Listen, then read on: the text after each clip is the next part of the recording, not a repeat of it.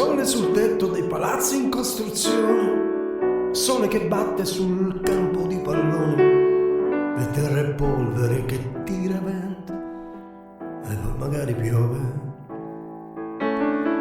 Nino cammino che sembra un uomo con le scarpette di gomma dura, 12 anni al cuore pieno di paura.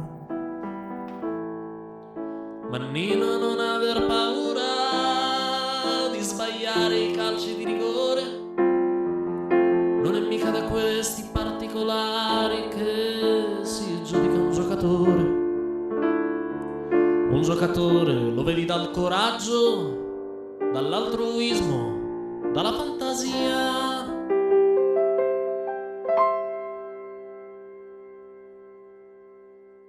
E chissà quanti ne hai visti o quanti ne vedrai di giocatori tristi che non hanno vinto mai, che hanno appeso le scarpe a qualche tipo di muro e adesso ridono dentro al bar.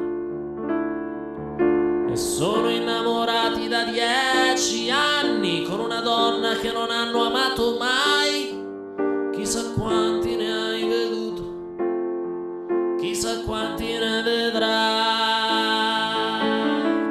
Nino capì fin dal primo momento, l'allenatore sembrava contento, e allora mise il cuore dentro le scarpe e corse più veloce del vento. Prese un pallone che sembrava stregato, accanto al piede rimaneva incollato, entrò nell'aria, tirò senza guardare e il portiere lo fece passare.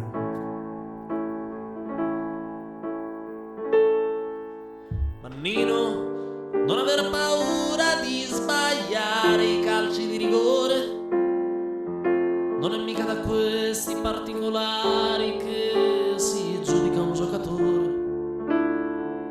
Un giocatore lo vedi dal coraggio, dall'altruismo, dalla fantasia.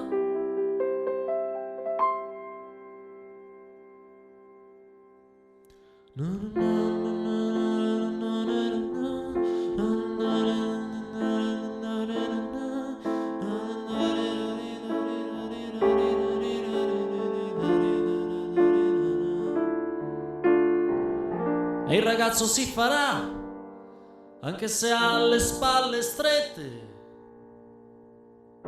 Quest'altro anno giocherà con la maglia numero 7.